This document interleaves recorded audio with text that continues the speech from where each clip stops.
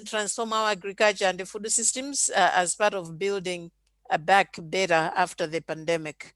So it is an opportunity we could jump on just to push an agenda that we have had for some time. I would like to thank our partners, FunPan, for being with us on this journey for some time, and the Southern Africa People's Solidarity Network. We really appreciate that we can team together. And the smallholder farmers that are on this forum today.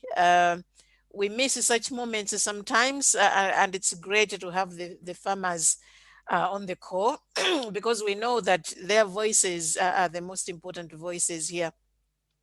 And all of us that are gathered here today to kickstart this conversation, we really appreciate that.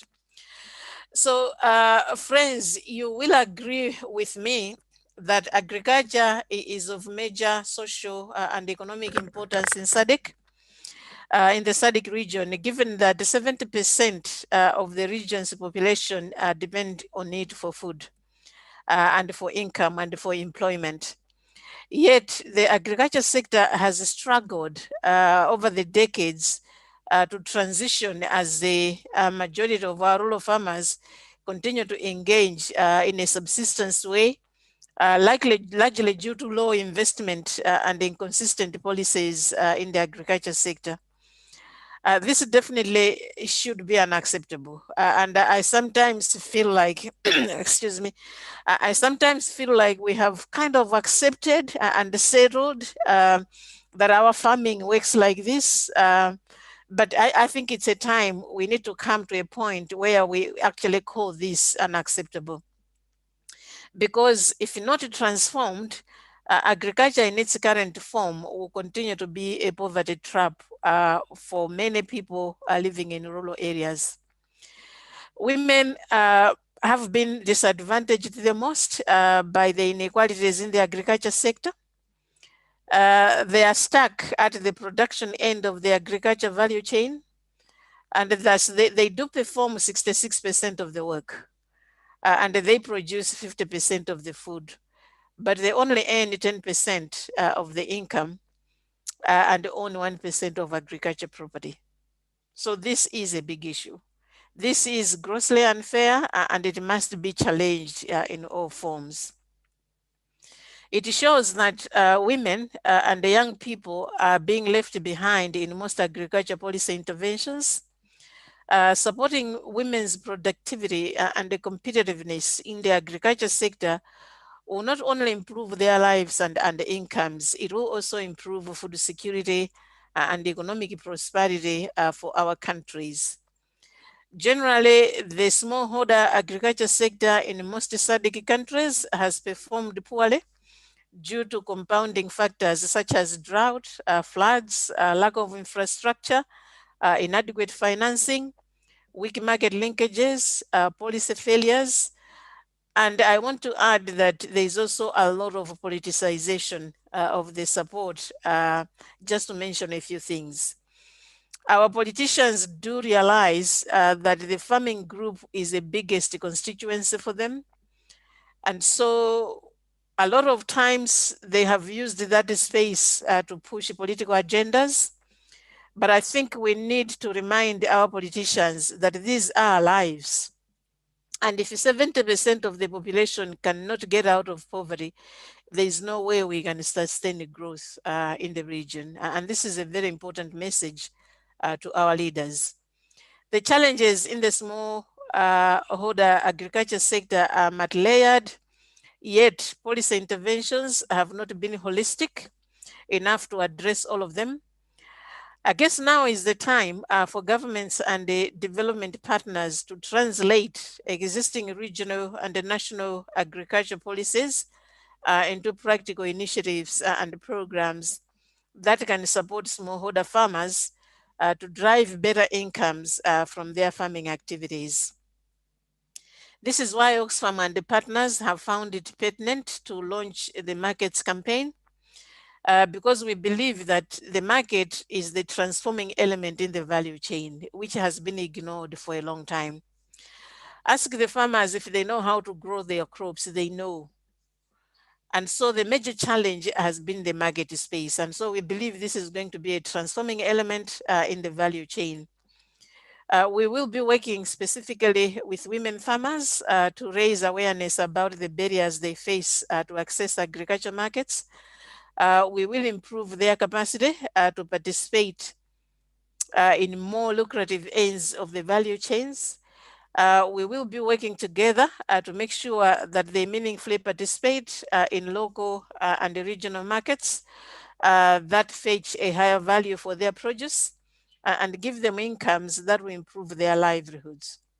This will be a campaign by the farmers, and I think this is a very important aspect of the campaign. There are campaigns we do all the time, but this particular campaign will be by the farmers, for the farmers, not a campaign by experts on behalf of farmers. So it's a very important distinction in terms of how the approach of the campaign will be. It will be a campaign based on and driven by and the lived experiences of women smallholder farmers.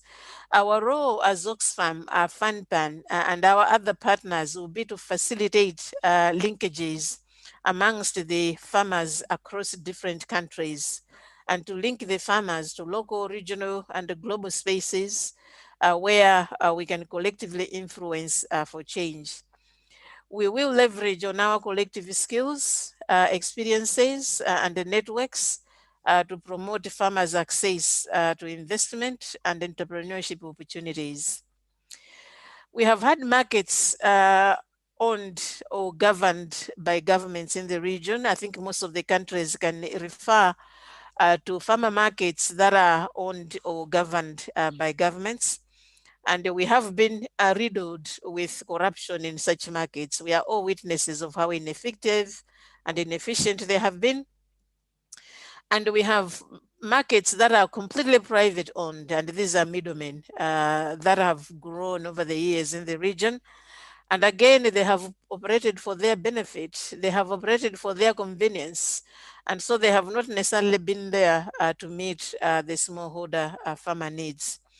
I guess it's time we shift market control to the producers. And I think this campaign needs to deal with that. How do we shift control of the market to the producers? I look forward to the fruitful discussions we are going to have during this particular launch. I believe there are a lot of ideas, and I think our putting together ideas that can transform the market space is going to be very fundamental. I believe together we can transform agriculture in the region and make it work for women smallholder farmers and for the betterment of our countries. What we need is something that comes out as a model. The moment we can set out a model that works in one of the countries or two of the countries, that on its own is going to propagate itself and be able to expand. So it's my hope that together we can transform, and I think we are well able, together with our farmers, to be able to transform the space. So welcome again to the space, and we really appreciate the partnerships. We appreciate the presence of our farmers today. Thank you, Mr. Convener. Thank you so much. Thank you very much, Nelly, for those welcome words and also for putting the markets campaign into context. I will not add anything to that.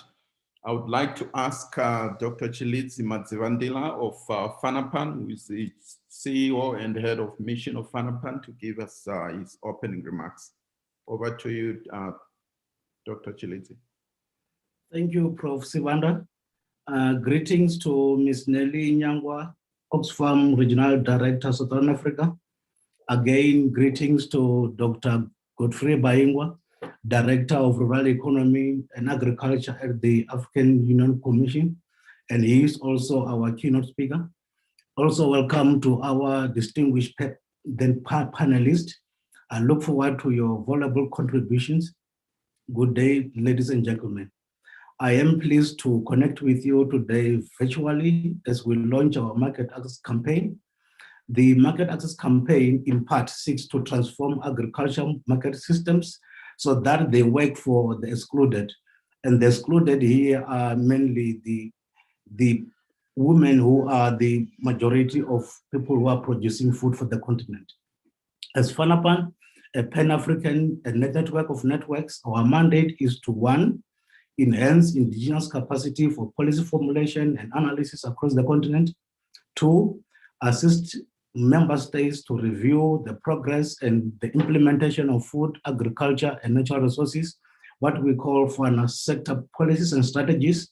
And three, to reduce the dependence of foreign experts in the development and, most importantly, implementation of FANA policies and strategies that works for Africa. Our current strategy, FANAPAN 2016-2023, with the two thematic areas of climate smart agriculture and nutrition agriculture, seeks to build a resilient agriculture and food systems in Africa, securing prosperity and health for all. This strategy is informed by global and continental policy frameworks.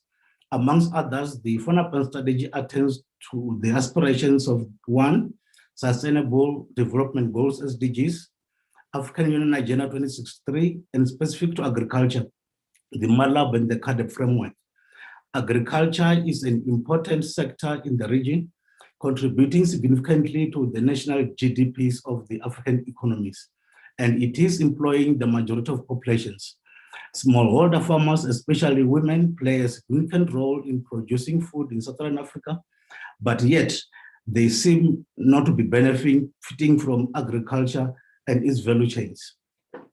The issue of shocks such as climate change and recently the novel COVID-19 pandemic are compounding the challenges faced by smallholder farmers in the sector. This has to be addressed, and I need to emphasize that we really need as stakeholders in the sector address the challenge that women really access the markets and they gain a full benefit of what they are supposed to gain from the market. We have provisions in our continental, regional, and national policies towards protecting smallholder farmers, but very little has been achieved to date. Today, we are particularly focusing on the performance of market systems in Southern Africa region. Most importantly, what we are trying to achieve here is to make sure that collaboratively, we are making sure that women have full access to markets and they drive the benefits of that. The launch today marks an important milestone towards addressing the barriers faced by women, then to make sure that then they access the markets. The two things that I need to emphasize here is that then we are here to review the performance of countries through the studies that we have undertaken in partnership with Oxfam.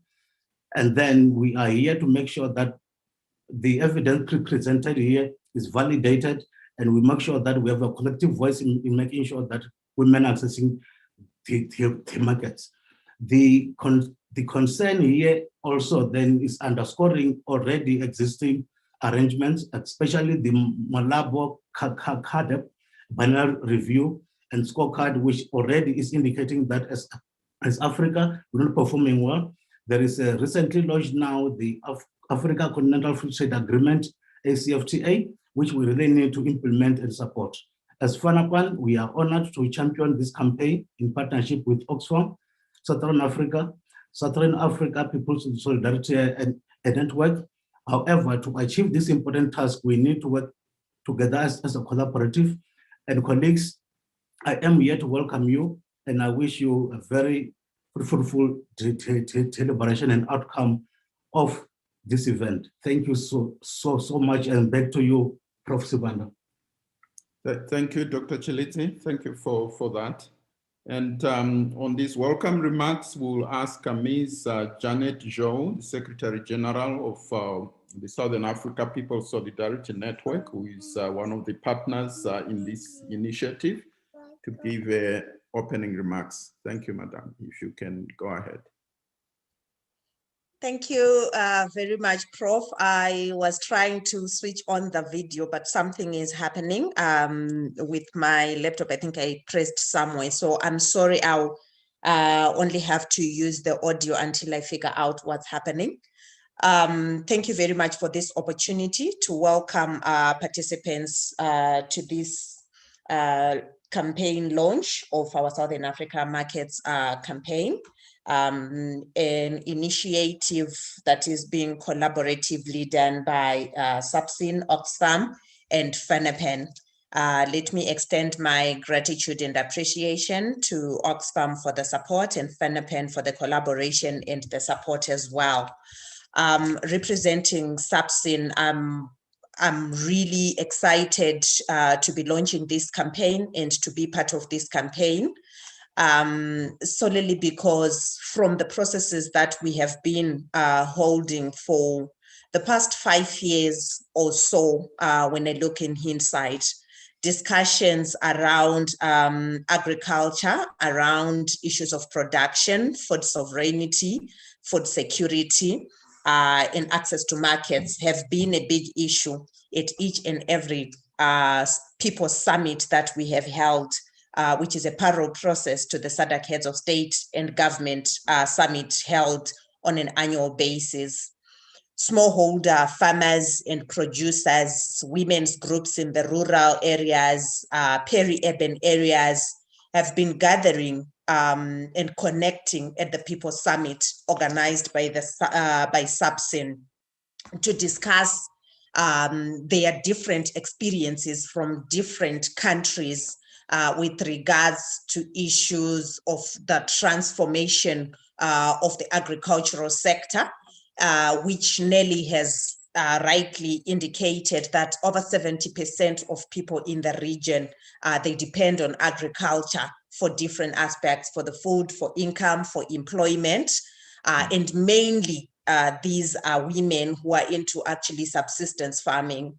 So they have gathered year in, year out with their demands, raising pertinent issues in terms of how agriculture can be transformed, or that the sector can be transformed.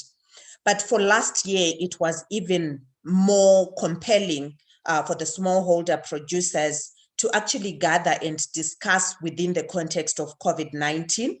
And we saw the blanket lockdowns that most countries in the SADC region actually imposed, really putting emergency brakes in terms of the agricultural sector, in terms of movement of food stocks and produce by smallholder farmers or producers in the rural areas and in peri-urban areas that depend more on the urban markets that are closer to them.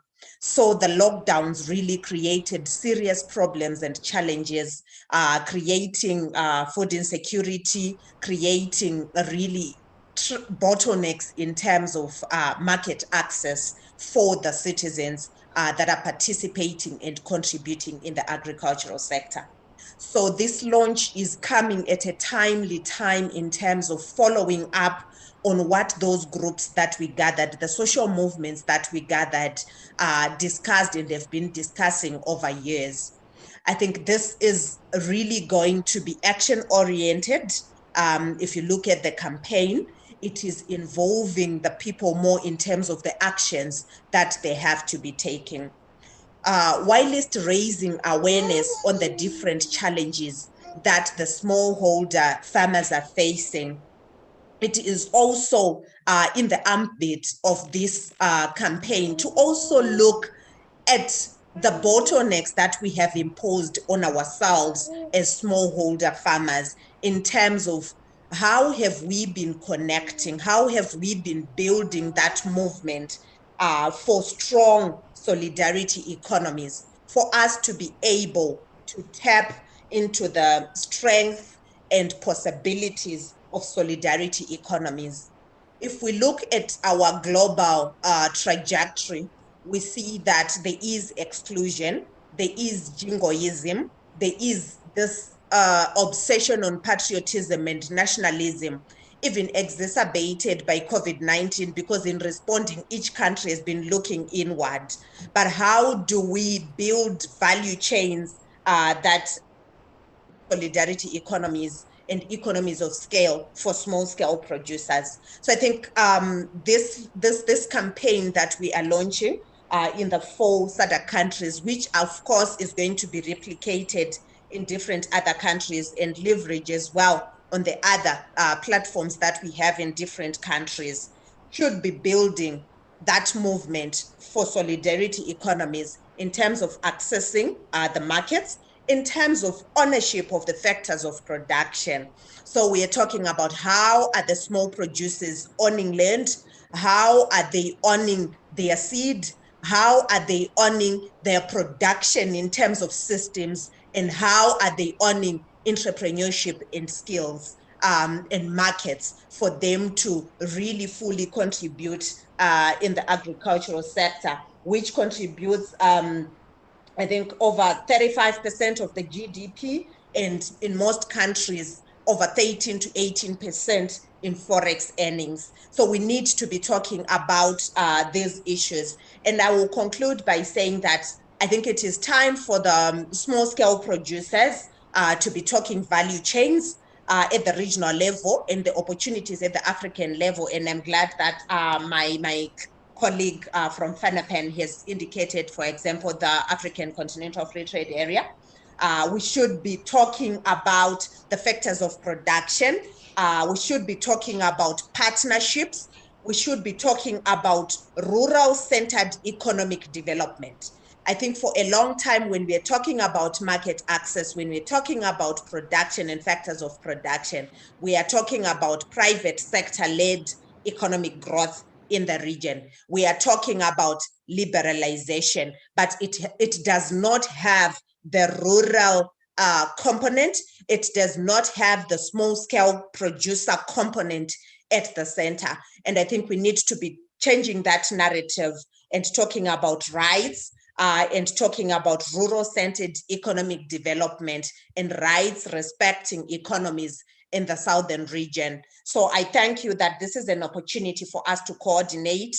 This is an opportunity for us to leverage. This is an opportunity for us to hold hands. This is an opportunity for us to demand markets that are meaningful, markets that can transform our livelihoods, markets that can transform our lives, and break the barriers that have been created in borders that do not allow the poor to move, that do not allow the produce of the poor to move when compared to the big capital and to state capitalism. So I'm really looking forward to us championing this campaign and changing the narrative and putting the small producer at the center of the transformation of this region and reclaiming a people-centered, rural-centered economic development in the SADC region. I thank you, and over to you, Prof.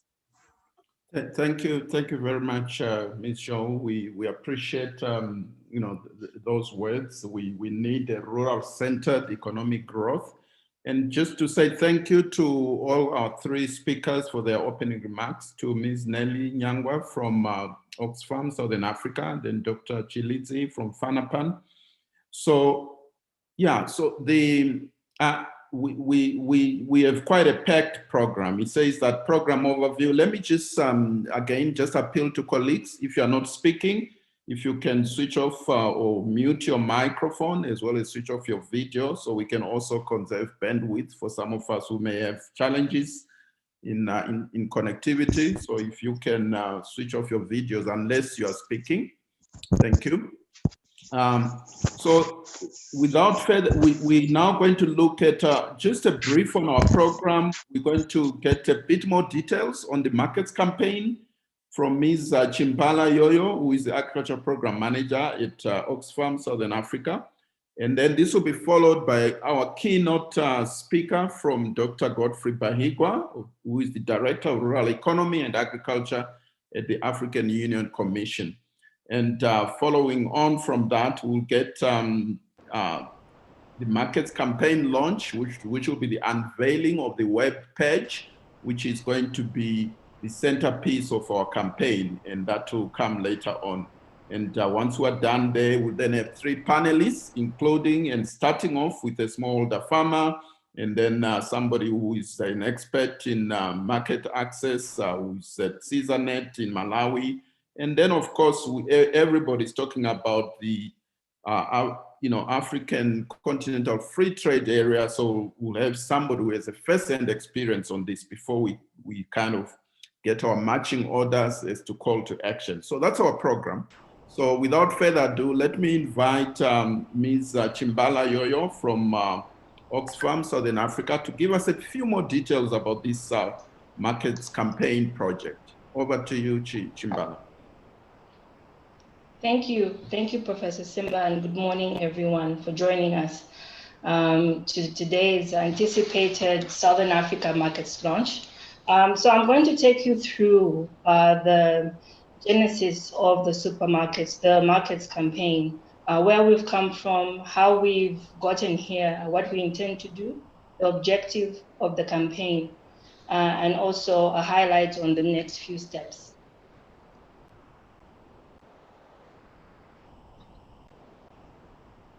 So the rationale behind the campaign, why did Oxfam decide to collaborate with partners to launch a campaign for the next 2 years? As Nelly spoke before, women perform 60% of the work and produce 50, but then they still get the tail end of value at the value chain. And the market in Southern Africa is failing. So why is there market failure in the region? Well, there are a number of compounding things, climate change, and now with the onset of COVID-19 that has closed borders, restricted logistics, movement of goods and people. Another aspect that is contributing to market failure is the access to natural resources for smallholder farmers. Nelly spoke of the 1% of access to land for smallholder farmers to enable them to produce produce that meets the quantities and also the quality. Lack of infrastructure for smallholder farmers. They don't have public infrastructure, like rural roads that feed them to profitable markets in the urban areas. They don't have infrastructure to allow them to add value to their products so that they're more competitive in the market, especially with now the continental free trade area that is growing and opening up over $500 billion market for them to access. So by opening these doors for smallholder farmers, it would actually make them even more vulnerable because they're not able to compete with well-established corporations, well-established agribusinesses and markets, supermarkets. So we, as Oxfam, partnered with FINAPAN in the past years to conduct and generate evidence to see what is really happening. Can we hold government accounts? Can we hold private sector accounts? Can we hold supermarkets accounts for excluding smallholder farmers to participate in these profitable markets? So the studies showed that there are really low returns in the informal sector, and smallholder farmers are not participating in the more profitable markets. So what do we envision to see? What do we intend? What is the impact do we want to achieve after the campaign? Well, basically, we want to see a strengthened and well-coordinated smallholder farmers. As it's not a secret, smallholder farmers don't have the capacity individually to satisfy the demand in formal markets. But when they're well coordinated, they can increase their competitiveness. So the vision is to increase access to sustainable and profitable horticulture markets supported by an enabling environment and for better business practices. So we know there are policies that assist smallholder farmers to access markets per se, but then programs that actually drive these policies are not performing well. So there's a gap in between. So the objective of the campaign is to promote market access, influence governments, market actors, cooperating partners, CSOs, and farmers to increase rural participation through quality investment, Dr. Shilidi spoke about the Malabo Declaration, the 10% national budget to agriculture, to increase capacity to meet market requirements. So the scope of our campaign is Zambia, Malawi, Zimbabwe, and Mozambique.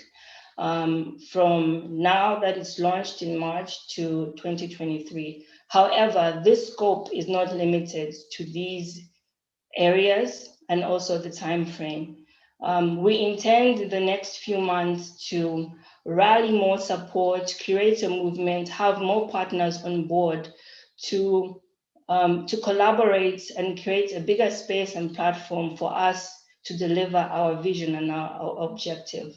So the target, as we spoke about, are the communities, the rural farmers, private sector involved in agribusiness, but also services that support agriculture, microfinances, banks, research, academia, and national governments, the people at the realm of actually designing programs that are beneficial, tailor-made, and centric to smallholder, female smallholder farmers, and regional bodies such as the AU, SADC, COMESA, as well as civil society organizations that put women and vulnerable people at the center at everything that they do.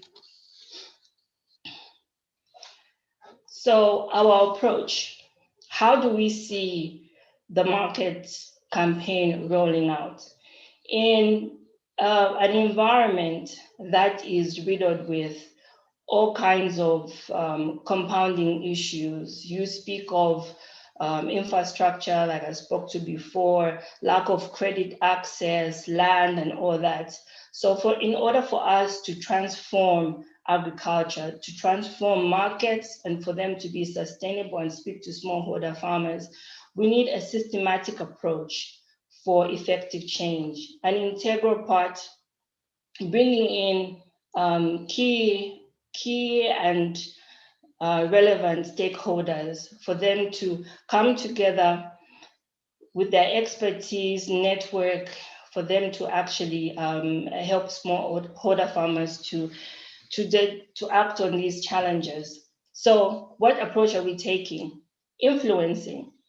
Oxfam does a lot of humanitarian work, but then we also do a lot in influencing and advocacy for sustainable development. So we have collaborated with the FANAPAN and the People Solidarity Network so that we can reach the communities, we can reach the people who really need this campaign the most, for them to drive this campaign themselves.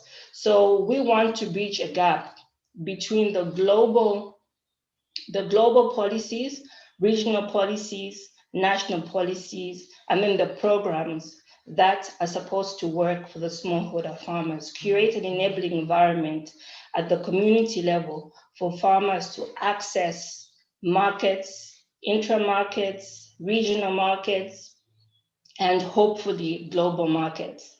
So how are we going to do this? So we need credible evidence, data, statistics, to paint a picture to the powers that be, policy bodies, policy makers, but then also to socialize those policies or the evidence that we've gathered for the understanding for the smallholder farmers, package them in a way that they will understand so that they can demand for better policies themselves. So we have gathered lessons from other Oxfam campaigns, such as the Grow campaign, Behind the Bar, that champions dignified livelihoods for the vulnerable people, dignified pay, dignified access to markets. So we are going to be analyzing and unpacking policies such as the Continental Free Trade Agreement, the Malabo Declaration, so that they don't disadvantage the smallholder farmers, so that smallholder farmers are more competitive. And that's why the private sector plays a very critical role in this campaign, to support government, support other actors, to invest in in women-centric initiatives. So how are we going to roll out the campaign in the context of COVID? Sorry, Chimbala. Please, colleagues, if you can mute, we're getting some interference. And Chimbala, if you could also just come to your conclusion as well. Thank you. Okay. All right. So how are we going to roll this out in the context of COVID-19? So mainly it's going to be virtual, but face-to-face, adhering to COVID guidelines, creating platforms where smallholder farmers can access knowledge, capacity building them, and also dialogue with policymakers so that their voices are heard. So we're going to have a regional launch like this one, but then we're also going to have country strategies, country campaign that are going to now go down the communities to have smallholder farmers support and have community voices. What results? So we intend to have transformative results, change the narrative, the current narrative, with all these things that the opening that were spoken to in the open remarks. We want to see women-centric policies and programs.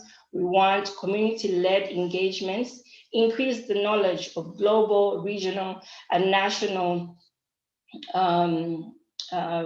policies by all market actors, for women to fetch dignified and higher value for their produce, and also interventions that champion competitiveness for rural products. So I end here, and for further information, you can reach me on my email and follow Oxfam on all our social platforms. Thank you. Thank you very much, Chimbala. I think that that really tells us the practicalities of how this campaign is going to go. I noticed that we now have the interpretation icon on there. So for those colleagues that may want to get further summaries in Portuguese, please, you can log into that and select the language. So we're going to move on now and move on to the keynote address from Dr. Godfrey Bahigwa, the Director of Rural Economy and Agriculture at the African Union Commission, who is going to talk about agriculture market access. You noticed we talked about regional, or rather national, regional, and of course the continental issues. And of course, Dr. Bahigwa is at the helm of the continental issues at the African Union Commission. So Dr. Bahigwa, it's over to you. Say if you can give us your presentation. Thank you very much. Thank you so much, Professor Sibanda. In the interest of time, I will say all protocol observed. Can you see my screen? Yes, yes, we can. Please go ahead. You are loud and clear. Thank you so much. Yes, so let me start by thanking FANAPAN for inviting the African Union Commission to give this keynote address. We thank you for reaching out to the AU Commission. We feel it's a good opportunity for us to interact with regional policy bodies that share the same objective as us to support agricultural transformation on the continent. And I also bring you greetings from Her Excellence Ambassador Josepha Sako, the Commissioner for Agriculture, Rural Development, Blue Economy, and Sustainable Environment that was recently re-elected.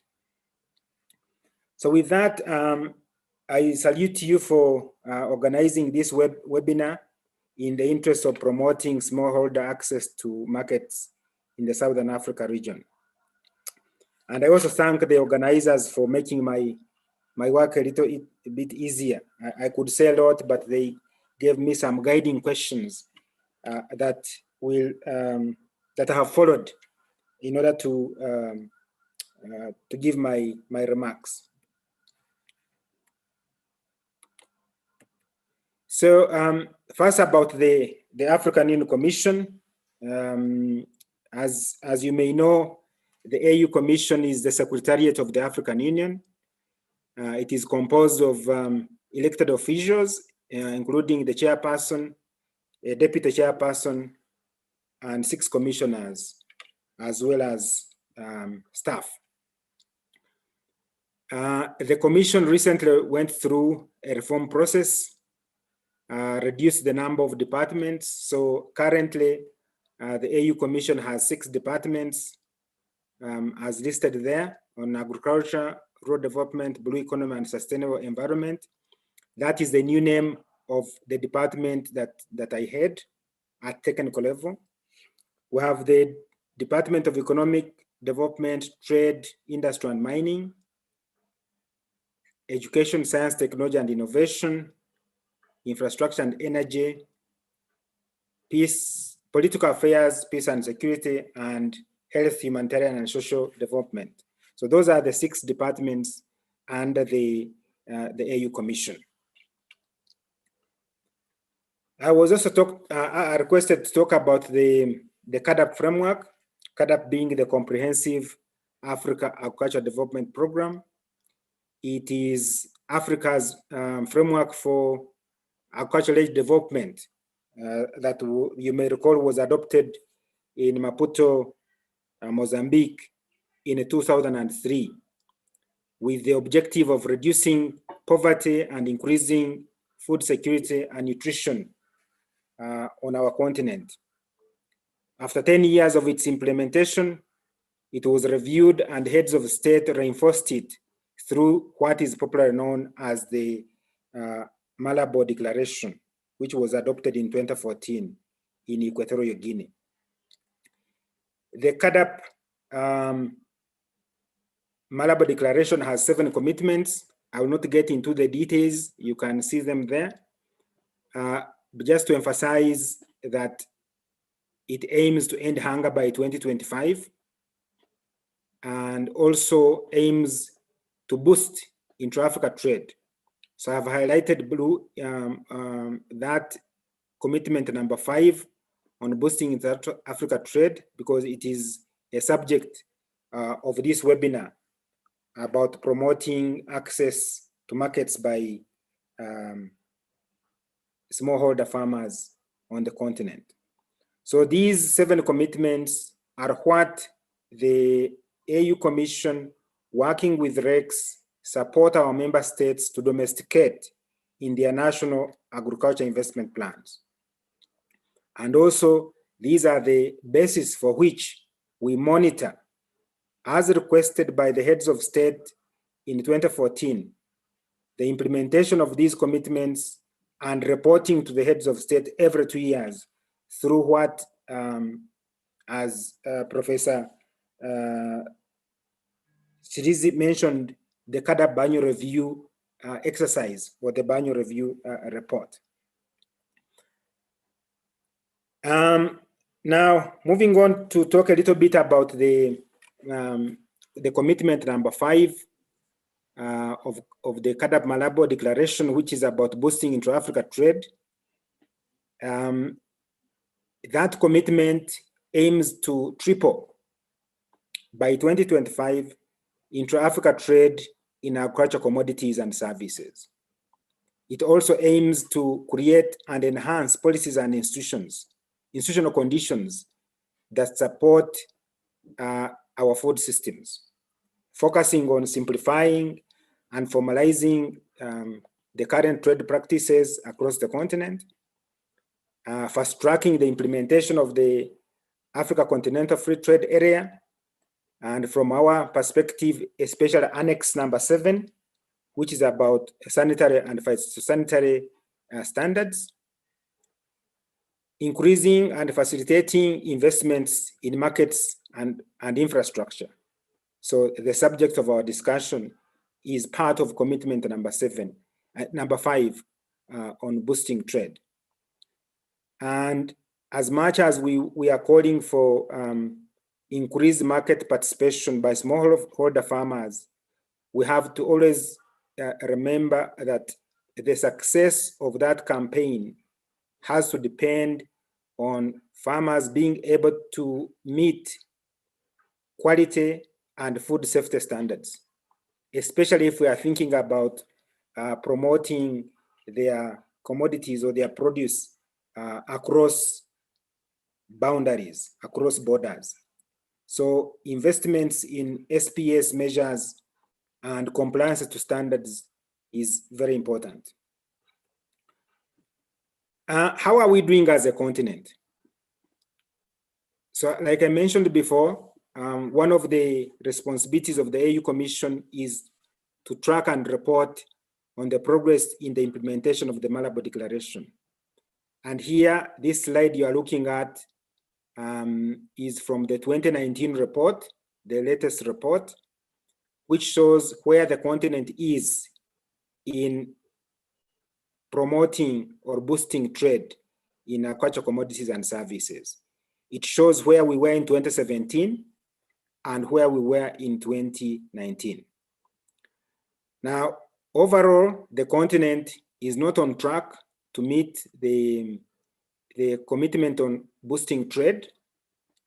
However, we see that a lot of countries on the continent are creating or putting in place strong measures to support regional trade. So that is a good sign. But the numbers, the actual numbers in intra-Africa trade remain low. But we are hoping that with the measures, the policy measures that our member states are putting in place, that it will be possible to increase the value and volumes of trade across the continent.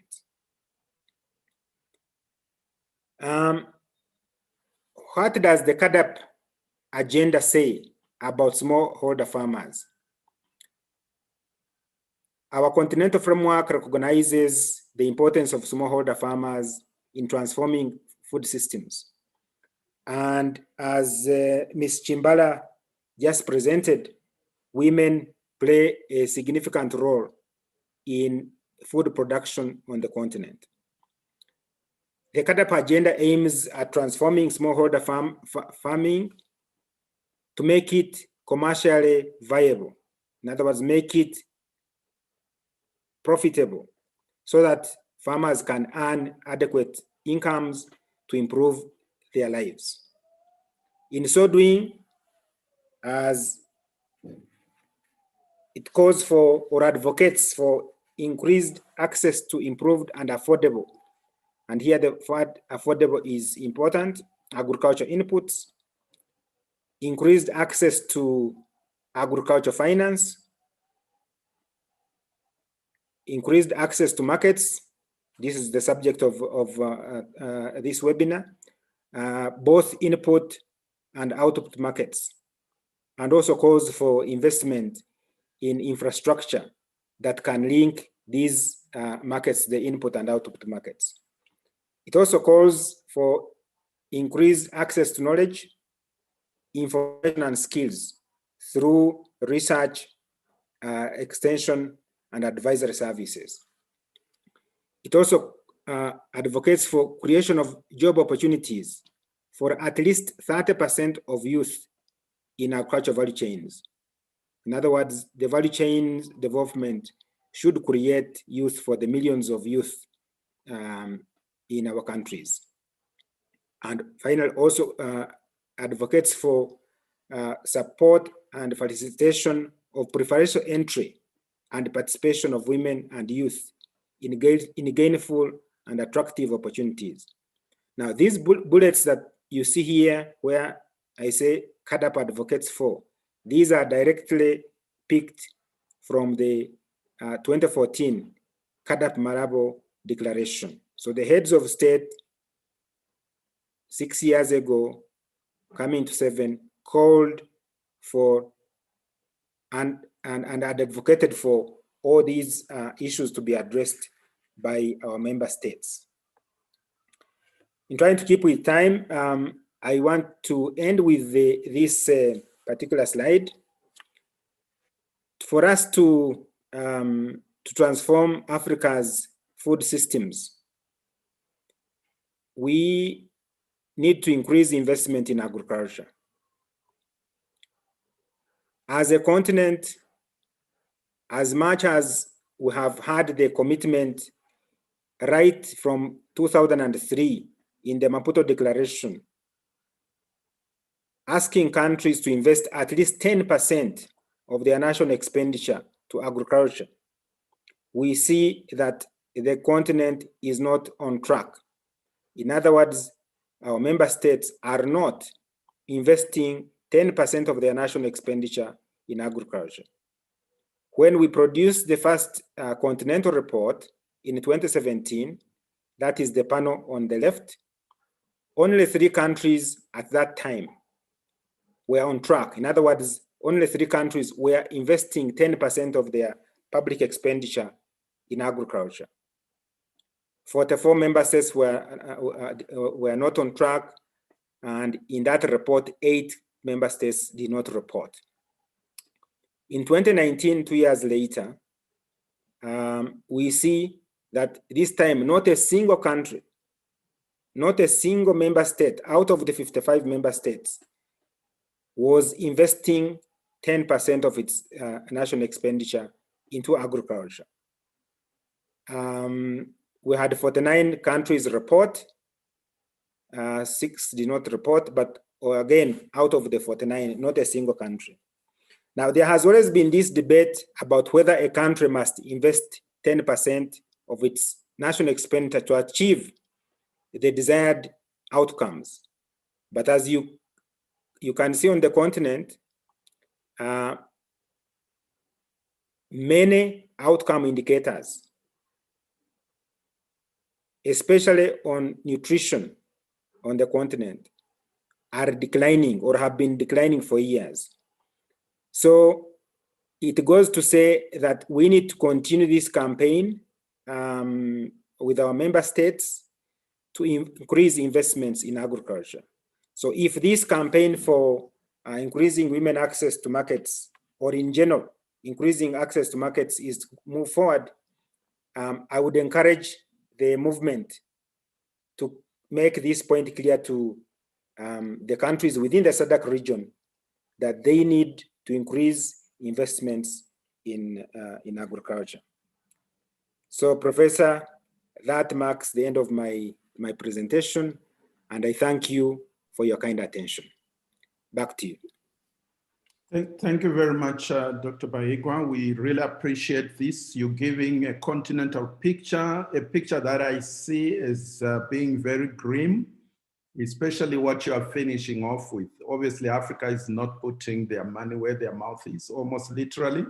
If agriculture is this important, that should be evidenced in the resources that we're putting to agriculture. I'm sure there will be lots of comments and questions, and I'm hopeful that you can stay on if time permits, so that you could probably also respond to some of the questions later on. Thank you, sir. So we kind of running somewhat behind schedule, as you can see, so we'll try and speed up a bit, and if the colleagues that are coming forward now could help us to save a bit of time, that would be great.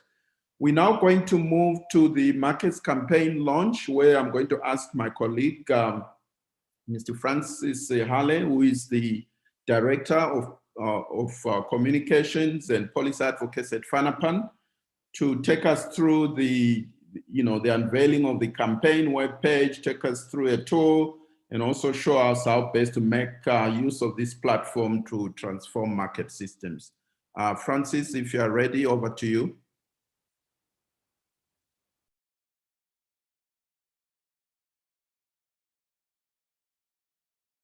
Thank you, Simba. I will share my screen now and take us through. We should be able to spare some time. Good morning, everyone. My job is very simple. Everything has been done. I welcome you to the launch campaign. It is running off from the FANAPAN website, and we have decided to use this platform to allow for people in the countries where the study was conducted and all the other countries in the region, because the issues across the countries are the same. when you get onto the campaign web page, you will see what you are seeing now. We have the woman, we have the transport that we have in the region, and other challenges not necessarily as easy as what is presented in a typical market scenario. You will be able to get the background to the campaign, the objectives, activities, the outputs. Already we have posted some that are very useful for implementation in your own localities. We have an important part, which is the market voices. I have already started approaching people in the chat, asking them for authorization to start loading some of the key things that they are saying as part of the market voices. And I'll be requesting people who are willing to also pass their photos and the codes and the authorization for us to do that. Key messages are what we are going to learn throughout this campaign period, and we'll be posting these as we go. If you go down further, you'll see our campaign. We have looked at broadly the two issues, the barriers to market access that we agree are almost standard across the countries, and the need to retail the market provisions in part of what Dr. Bahigwa was just speaking to now. When you get to the end of this, you will be able to click and participate. What we require is your name.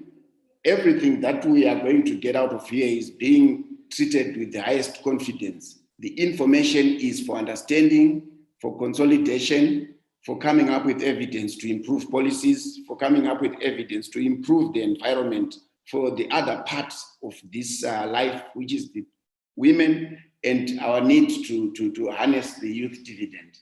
You will be able to answer these very simple questions from a strongly agree to a strongly disagree sort of perspective, 5 Likert scale measures.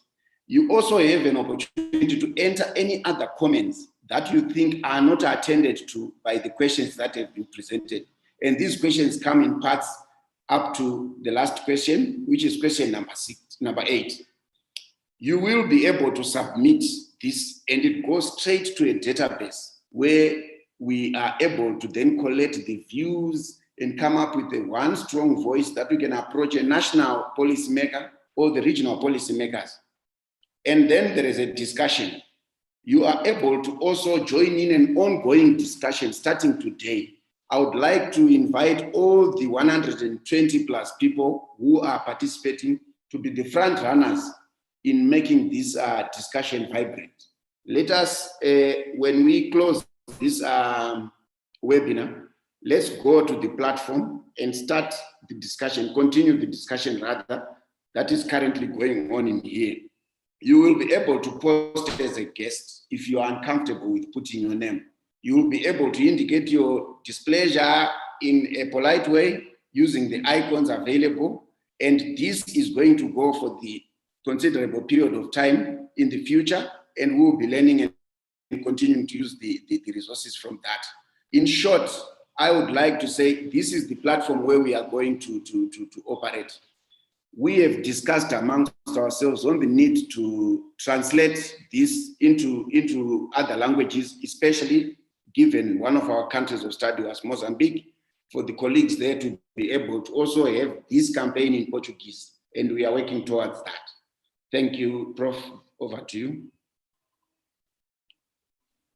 Thank you very much, Francis. That's very clear. As Francis said, that web page is sitting on the FANAPAN website. Once you land there, that's probably the first thing that you'll see is a highlight there, so you can participate, as Francis has indicated. So yes, we have an opportunity there to have our voices heard, and would particularly like to have the farmers' voice there, because we don't want to be speaking on their behalf. I think they know exactly what their issues are, and it would be good to hear from them as much as possible. So thank you, Francis, once again.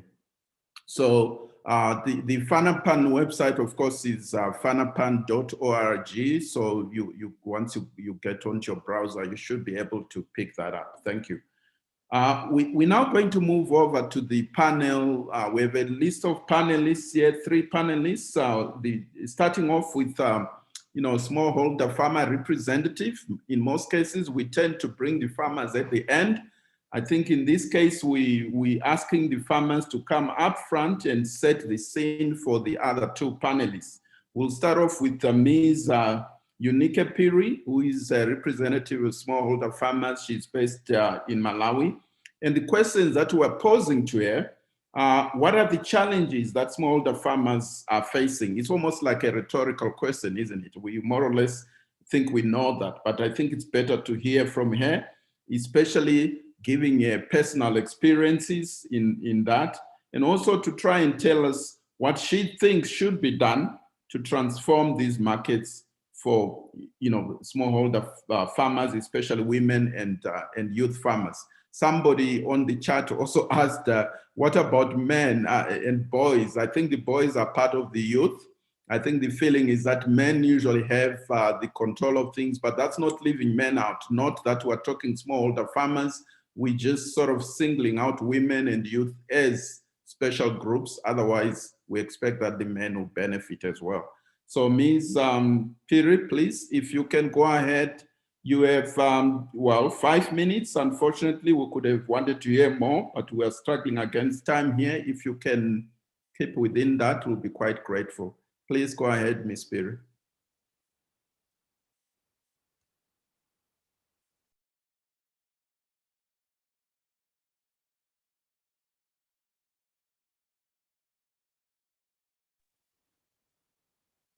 Are you on, Ms. Piri?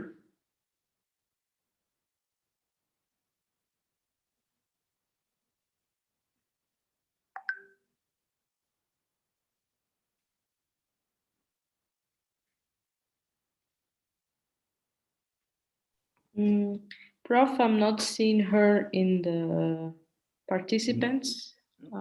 Okay. I should have checked earlier. I assumed she was there. In that case, if Ms. Pamela Kwani, are you in a position to come up at this stage? Yeah, sure, Prof. Okay.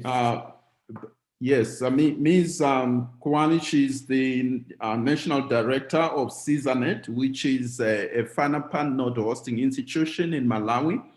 She doesn't want to be called a market expert, but I do know that CSANET has been doing a lot of work on this aspect, so she can carry that head. But in addition to that, she also heads the CSANET, which is in the coalition of NGOs or non-state actors that are pushing the agenda on agriculture, including market access. So please go ahead, Pamela. The questions that we're posing to you as a practitioner in this field is, from the work that you've been doing, what do you consider as the challenges that the smallholder farmers are facing in accessing markets? And what do you think should be done, especially from your experiences as an interlocutor and facilitator within these groups, so that we see transformation in agriculture, particularly markets? Please go ahead. Okay, thank you so much, Prof, and good morning, everyone. Thank you for the opportunity to speak at this event.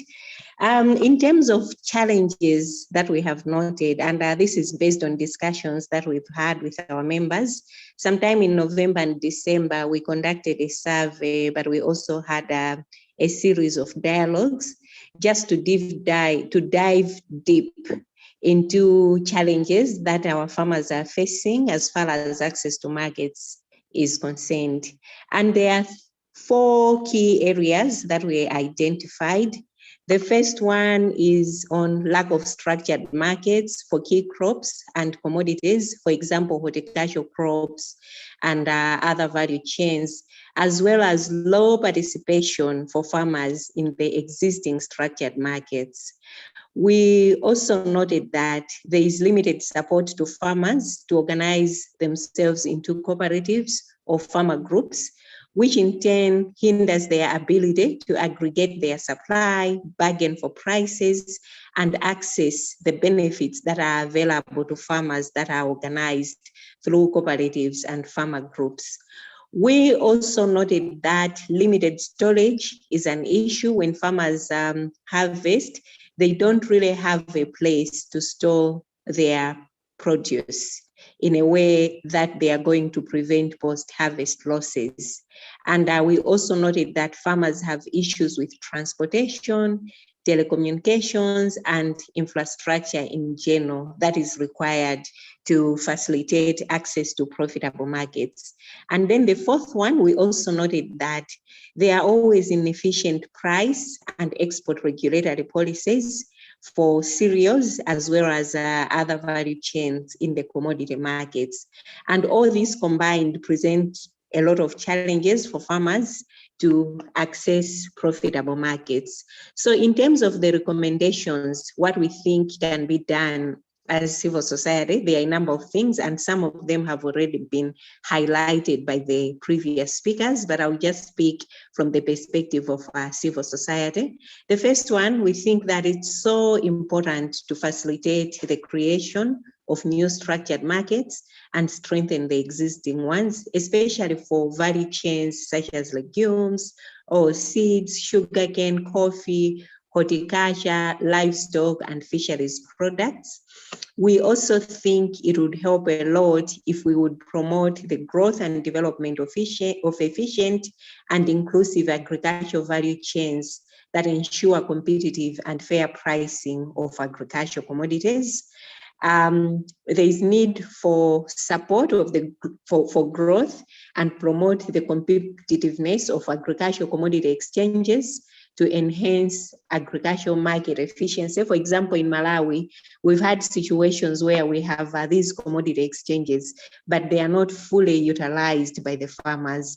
So there is need to support their growth, but also promote their competitiveness so that they should present themselves as the market alternative for farmers that is required.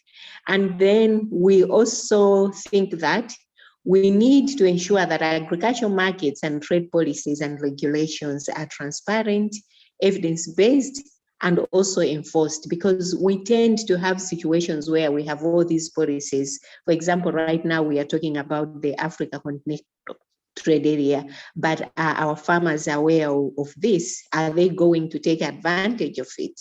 And then we also think it's important to promote access to financial services, because farmers cannot really participate in profitable markets if they lack the money that they need to do so. So we need to support them in accessing agricultural credit, particularly for the producers and small and medium scale agro-processors, including women, youth, and persons living with disabilities. And we also contemplating on how best we can promote regional and global exports of value added agricultural commodities, especially on platforms such as the Africa Continental Trade Area, as I said. And also we need to make sure that we are reviewing and reinforcing the contract farming approaches that are there. So in a nutshell, this is what we covered in our issues paper, and we really think it would help to promote access to market for farmers, not just farmers, but for women and the youth. And I would also like to mention that for this to happen, because our policies recognize all these things, but the challenge that we have is that how do we get to reinforce them? So there is need for collaboration. This is not something that government is going to do alone, or the Ministry of Agriculture is going to do alone.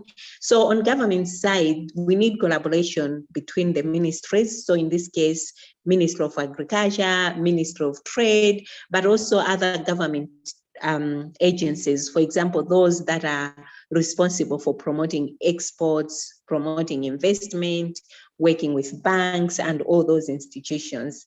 The civil society also has got their role to play. We know that civil society is investing a lot of resources into supporting farmers. So they really need to look at how they can best support farmers, especially women, to access markets. For example, like what NASFAM is doing, grouping them into farmer organizations and then helping them with value addition, but also linking them to the markets. Private sector, they also have their role to play. The media, for example, in this campaign, they will have a critical role to play in bringing out the issues that are there and making the recommendations and making sure that the information is reaching targeted audiences. We also feel like there is need for commitment, especially on the budgets. There was a talk on the 10%. For example, in Malawi, our government has been consistent in meeting the 10% CADIP requirement. But the question is how much of this amount is going towards supporting access to markets for farmers, especially for women and other vulnerable groups. Because when we are doing the biannual reviews, each time we find that we are falling short of these targets.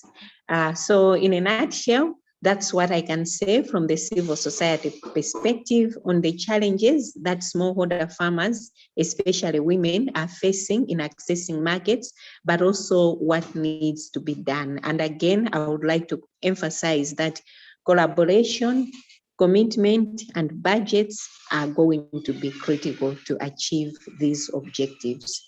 Thank you. Thank you very much, Pamela, for that. We will certainly keep that in mind. And it's interesting, you know, we said we wanted to start with farmers. Unfortunately, Onike wasn't online, but she is on now. Let's just listen to her and hear whether she confirms some of the things that Pamela has just told us about. It's always good to hear it from the people that are directly affected by issues. So Ms. Piri, if you are ready, please go ahead. If your video allows, you can go ahead. Otherwise, you can use the audio. All right. Thank you very much, Chair. Yes, I do certainly agree with some of the issues that Pamela has raised. Some are definitely cross-cutting. I think some of the challenges that I experience as a smallholder farmer here in Zambia are cross-cutting to, you know, some of my colleagues in Malawi. Access to capital still remains, you know, a major challenge for us smallholder farmers, especially the youth and women. When I talk about access to credit, you know, the interest rates that are on the market are really detrimental to our growth. Access to and credit as well. Access to credit is there. I mean, government has put in place mechanisms and banks that are able to give loans to smallholder farmers, but I think the interest rate at which the majority of the farmers are subjected to is, you know, is really beyond our reach. When you look at how, you know, agriculture systems are there and what we get to go through, you know, these credit facilities don't take into consideration the time that, you know, you have to plant your crop to the time that you have to harvest it. Once you have access to that loan, it starts running. It doesn't really take into consideration the amount of time and investment that a smallholder farmer has to put in. So you find that, yes, people will say there's access to credit for farmers, but actually what really puts us off is, you know, the interest rate at which that money is being dispensed to smallholder farmers, which I believe is definitely out of our reach. In terms of storage facilities, I will speak, you know, on behalf of the majority of smallholder farmers here in Zambia. You know, we don't have storage facilities. And once you don't have storage facilities, especially for us who deal in fresh fruit and vegetable, you're able to grow your crop, but, you know, we don't have cold storage facilities to, you know, to improve their shelf life. And the fact that we're supplying, you know, the informal markets, you take your produce to the market in the morning at a certain time, if it's not bought, it means you have to throw it away or you have to, you know, sell it off at a giveaway price. So in terms of storage facilities, we would want to have, you know, cold storage facilities, but, you know, we don't have a proper system in place that is able to address, you know, that challenge for us farmers. I know a lot of people complain and say, no, but, you know, how are your friends doing it? Yes, you know, the majority of smallholder farmers that are here in Zambia, you know, would want to supply to the local chain stores, you know, but in terms of quality and quantity. The majority of the smallholder farmers don't meet that because, you know, if we produce more, we don't have, they will tell us, no, we can only offset a certain amount that you're going to produce because we're getting from a lot of you smallholder farmers. So we are subjected to producing minimal quantities, and yet the same local chain stores will still go back and say, you know, we don't have smallholder farmers that are really producing the required quantities that we want and the required quality that we have. I say this because, you know, in terms of greenhouses, we would want to, you know, to have access to such facilities that would enable us to produce, you know, the right quality and quantity. But because we can't afford, you know, basic things such as greenhouses to enable us to produce the quality that will match what is being offered in, you know, in the high-level supermarkets is really quite a challenge for the majority of the smallholder farmers that I work with.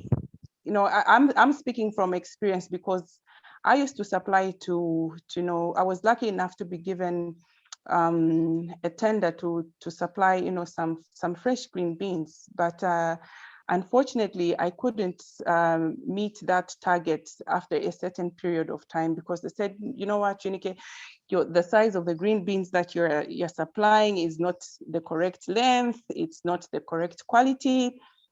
So unfortunately, I lost that tender.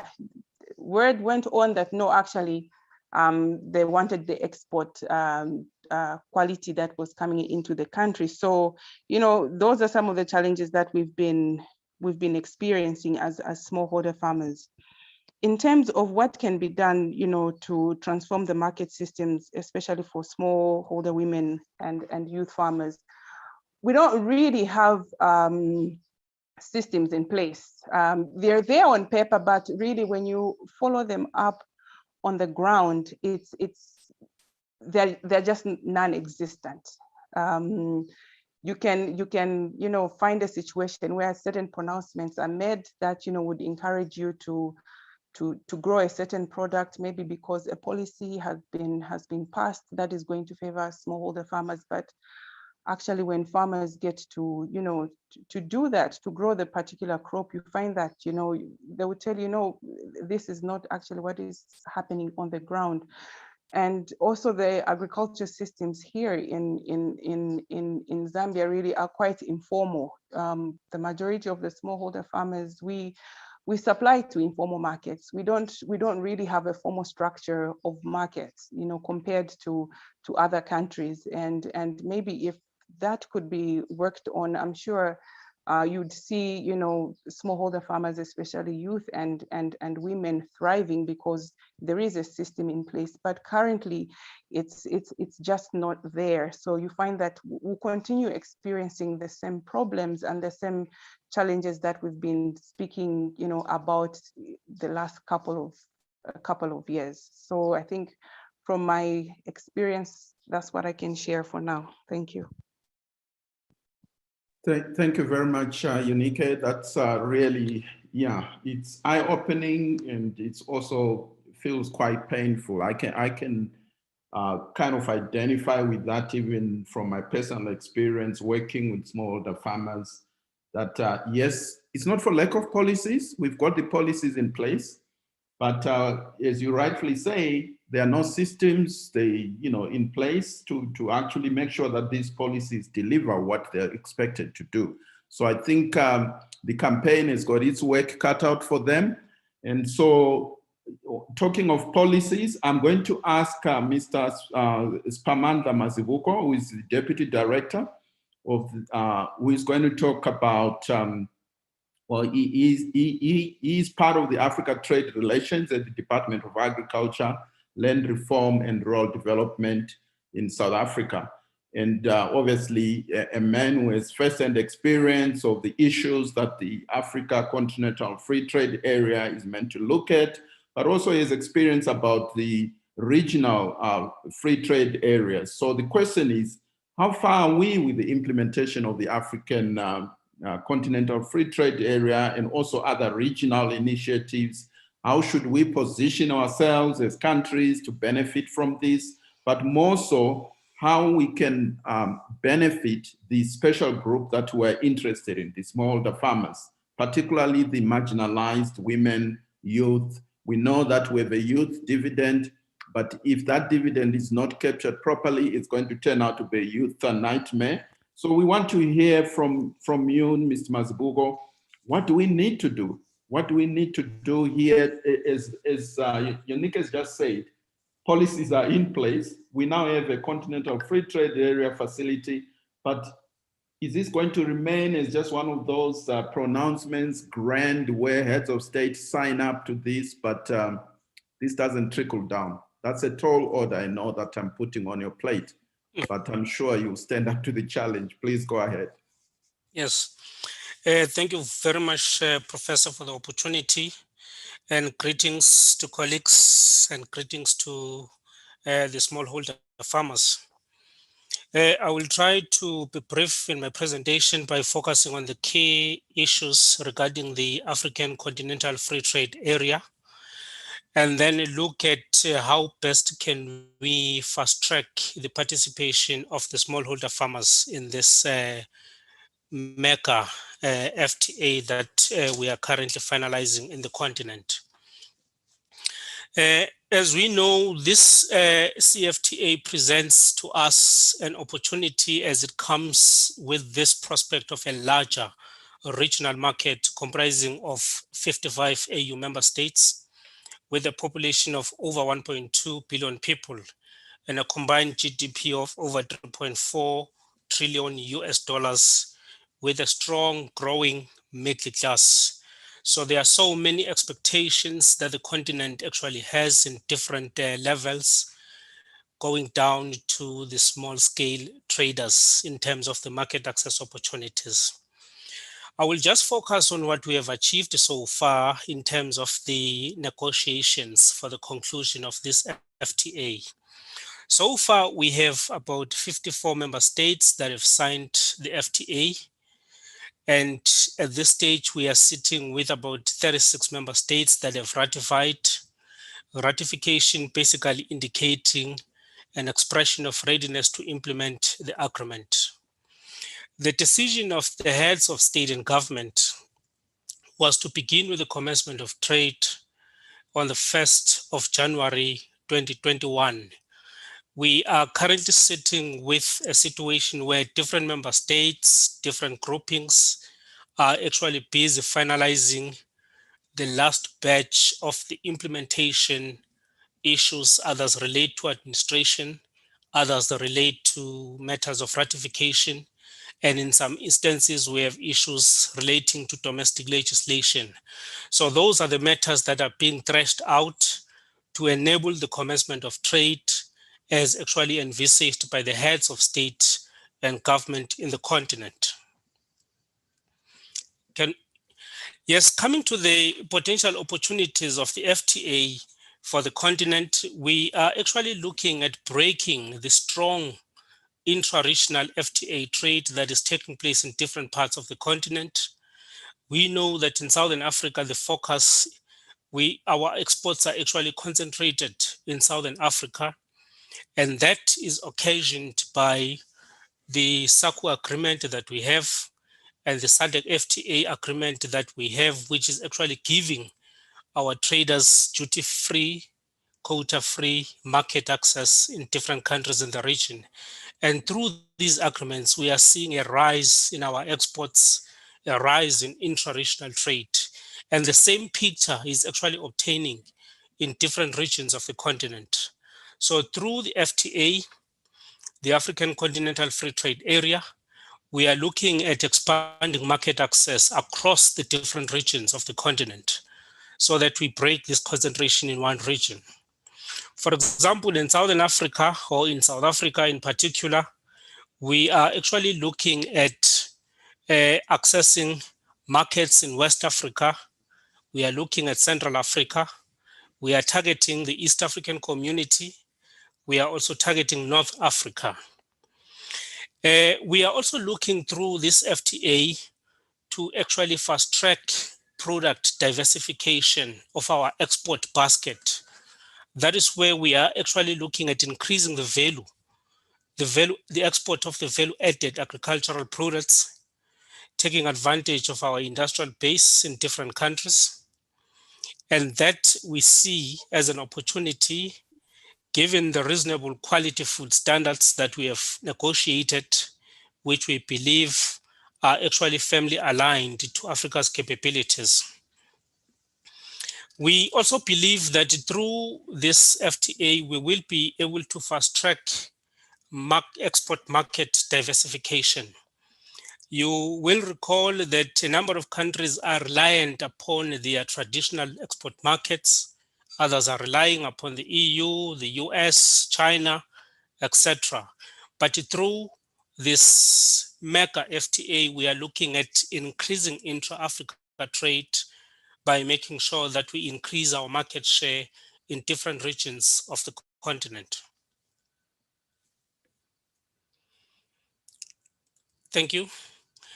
So another potential benefit that we see is that we need to fast track the participation of the small scale traders.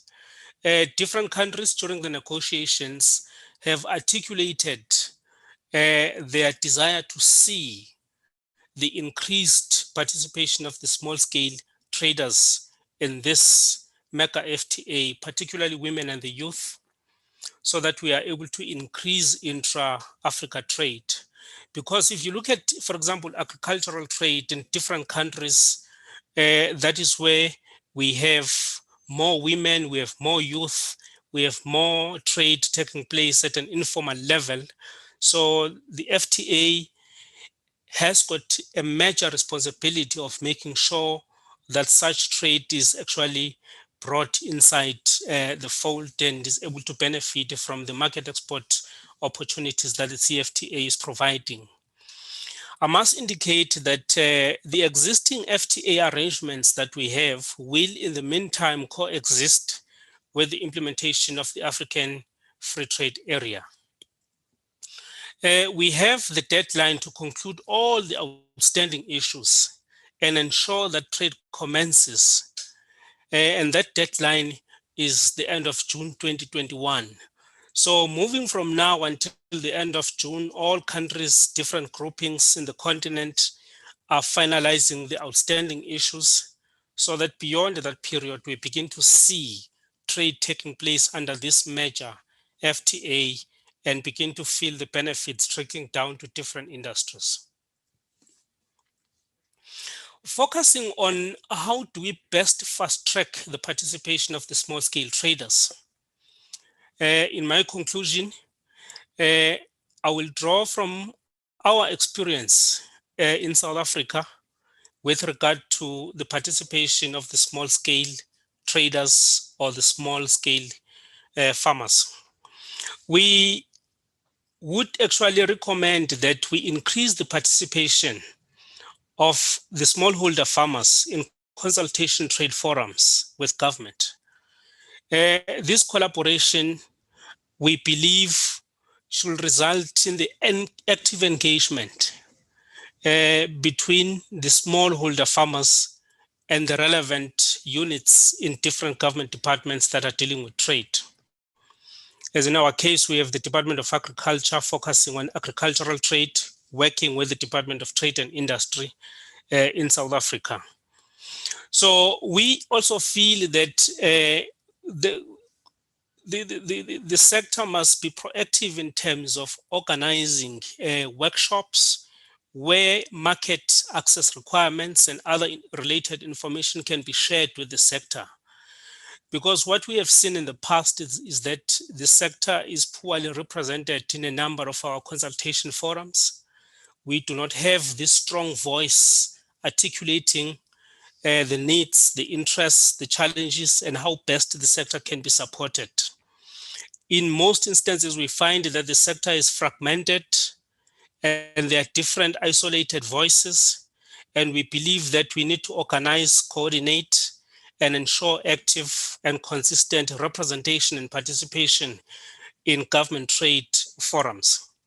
We have units in different government departments. For example, in our case, in the Department of Agriculture and the Department of Trade and Industry, that can actually empower the sector with regard to market or trade intelligence, because we would like the sector to begin to identify targeted markets, regions, and products of export interest that could be traded through this major FTA. I must indicate that, for example, in our case, we would recommend that instead of looking far, because the full implementation of the CFTA will take place right at the end of the tariff phase down program, which is going to take 5 to 10 years in different countries. So we would actually recommend that we begin by using the existing market access agreements that we have in the region to ensure that we fast track and position the small scale traders right at the center to benefit from the duty-free, quota-free market access that is provided by the agreements that we are monitoring at the level of implementation. In our case, we have the SACU, we have the SADC FTA agreements. Professor, I must take it back to you in the interest of time, but I must indicate that I fully share the challenges that have been raised by the previous speaker, Unique. We have challenges that are largely similar in South Africa, where you find that when you interact with smallholder farmers, their challenges tend to gravitate largely to matters of financial support and other challenges. But we feel that organization and coordination through bodies can assist smallholder farmers to articulate their challenges, their interests, their needs, and how best government can actually support them to access different markets that we have negotiated. Thank you so much.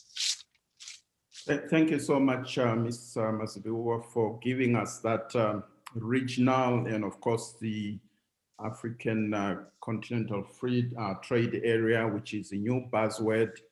But as all things, you can't start running, a major or global race before you compete at your local community level. So I see a big challenge. I think when we look at the Ms. Piri's frustrations from her experiences, I saw a situation where we've got structural challenges in the value chains, in the sense that the smallholder farmers, especially women and youth, they're just not able to break into the value chains and participate meaningfully.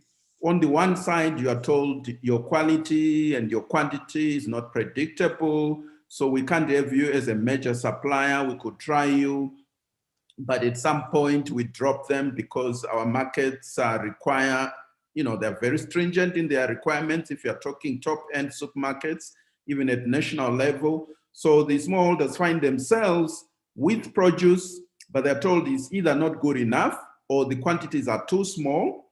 At the same time, they ask the question, how do we grow to get to this level? So there are issues about organizing the farmers themselves for aggregation. So maybe the CSOs should come in there to support this kind of thing, the market linkages, contract farming, all things have been tried, but with limited success. So all in all, we have a major problem.